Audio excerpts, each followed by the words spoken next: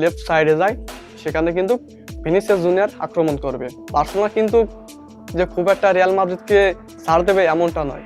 Last 5টা ম্যাচে তারা কিন্তু একটিও হারেনি।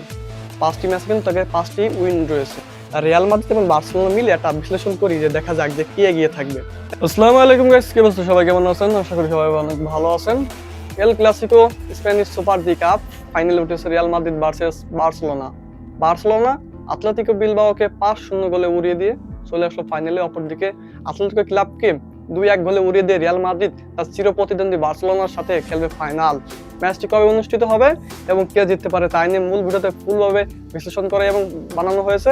তো কথা না বাড়িয়ে মূল ভিডিওতে যাওয়া যাক, লাইক দিয়ে শুরু করা যাক। তো আমরা কথা বলি ম্যাচটি কবে অনুষ্ঠিত হবে এই সম্পর্কে। ম্যাচটা অনুষ্ঠিত হবে বাংলাদেশ টাইম অনুযায়ী রবিবার রাত ঠিক 1টার সময়, মানে 12টা পেরিয়ে যখন যায় তখন কিন্তু আমাদের দেশে এবং অন্য দেশে কিন্তু তখন ডেট চেঞ্জ হয়। সেই হিসাব অনুযায়ী খেলাটা অনুষ্ঠিত হবে আগামীকাল রবিবার রাত ঠিক 1টার সময়। এখন আমরা দেখি ম্যাচটি কার পজিশন কতটা ভালো হবে। দেখেন, আমরা যদি রিয়াল মাদ্রিদের বিষয়ে প্রথমে আসি, এরপর আমরা বার্সেলোনার বিষয়ে আলোচনা করব। রিয়াল মাদ্রিদ কিন্তু লাস্ট 5টা ম্যাচে তারা কিন্তু একটিও হারেনি। 5টি ম্যাচে কিন্তু তাদের 5টি উইন রয়েছে এবং রিয়াল মাদ্রিদের কিন্তু যে প্লেয়ার পজিশন রয়েছে কিলিয়ান এমবাপ্পে কিন্তু ইনজুরিতে রয়েছে। এই কারণে কিন্তু স্ট্রাইকার যে পজিশনটা আছে ওখান থেকে কিন্তু রিয়াল মাদ্রিদকে কিছুটা মানে কি একটু চাপে থাকতে হবে। ওই লাইনটা অতটা ভালো হবে না। এরপর আসি লেফট সাইডে। যদি আমরা ফরওয়ার্ড লাইনের লেফট সাইডে যাই, সেখানে কিন্তু ভিনিসিয়াস জুনিয়র আক্রমণ করবে এবং রাইট সাইডে কিন্তু রদ্রিগো থাকবে। এবং আপনারা দেখতে পাচ্ছেন যে গিয়ে যখন সেমিফাইনালে রিয়াল মাদ্রিদ ভার্সেস আতলেতিকো ক্লাবের খেলা হয়েছে স্প্যানিশ সুপার জি কাপে এই 2 দিন আগে, তখন কিন্তু ভালভার্দে মিডফিল্ডার রিয়াল মাদ্রিদের সে কিন্তু প্রথম 2 মিনিটে ফ্রি-কিকে যে গোলটা দিয়েছে সেটা কিন্তু দুর্দান্ত এবং রদ্রিগো গোল করেছে। এক কথা বলতে গেলে আতলেতিকো ক্লাবকে কিন্তু রিয়াল মাদ্রিদ কোনো পাত্তাই দেয়নি এবং অনেক অংশে বলা যায় গিয়ে যে রিয়াল মাদ্রিদ এই কাপে অনেকটা বার্সেলোনাকে চাপে রাখবে এবং বার্সেলোনা যে পারবে না তা না, আমরা বার্সেলোনার বিষয়ে পরে আসতেছি।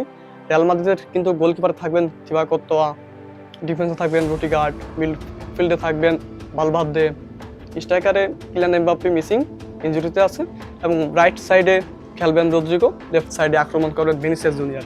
তো ভিনিসিয়াস জুনিয়র কিন্তু সে কিন্তু আতলেতিকো ক্লাবের সাথে আক্রমণ করতে পারবে। আপনারা হয়তো দেখেন তার খেলা একেবারে বাজে হয়েছে। আশা করা যায় ফাইনালে সে তার ভালোটা দেওয়ার চেষ্টা করবে। এবার আসি বার্সেলোনার দিকে। বার্সেলোনা কতটা আক্রমণ করবেন এবং কতটা চাপে রাখতে পারবেন রিয়াল মাদ্রিদকে। দেখেন, বার্সেলোনা কিন্তু লাস্ট 5 ম্যাচে একটাও হারেনি, 5 ম্যাচে 5টাই উইন।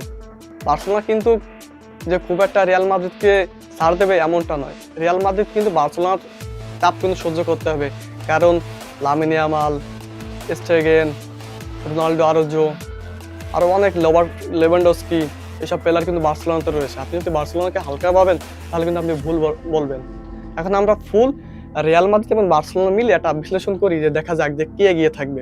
দেখেন, বার্সেলোনা এবং রিয়াল মাদ্রিদ, বার্সেলোনা কিন্তু 24-25 সিজনে কিন্তু খুবই উঠছিল, খুবই ভালো খেলছিল, কিন্তু রিয়াল মাদ্রিদ কিন্তু তখনও কিন্তু অতটা মানে ভালো খেলছে তারা, কিন্তু বার্সেলোনার মতো অতটা ফর্মে ছিল না তারা। কিন্তু বর্তমান সময় কিন্তু রিয়াল মাদ্রিদ কিন্তু ফাইনালে যখন ওঠে, যা সত্য তাই, রিয়াল মাদ্রিদের কিন্তু একটা অভ্যাস আছে, তারা বছর পরে যা করুক বা না করুক, তারা চ্যাম্পিয়ন্স লিগ অথবা কোনো ফাইনাল ম্যাচে আসলে তারা কাম ব্যাক দেয়। 2-3টা গোল খাওয়ার পরে কিন্তু কাম ব্যাক দিয়ে তারা কিন্তু অবশ্যই ম্যাচটাকে জেতে। এখন আসে বার্সেলোনার দিকে।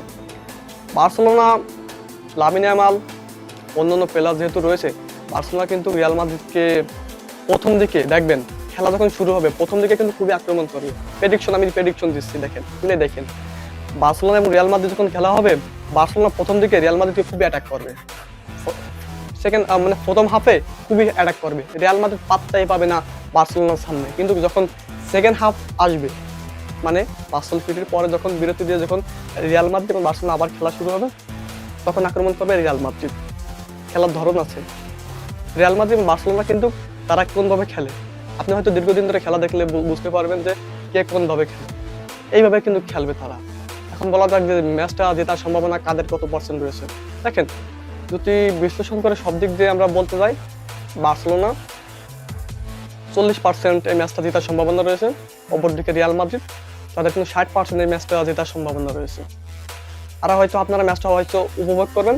ম্যাচটা কিন্তু অনুষ্ঠিত হবে রবিবার রাত ঠিক বাংলাদেশ টাইমে 1টার সময়। ভালো থাকুন, সুস্থ থাকুন এবং যারা চ্যানেলটিকে সাবস্ক্রাইব করেননি অবশ্যই সাবস্ক্রাইব করে পাশে থাকবেন। তো দেখা হচ্ছে নেক্সট কোনো ভিডিওতে। টাটা, বাই বাই, আল্লাহ হাফেজ।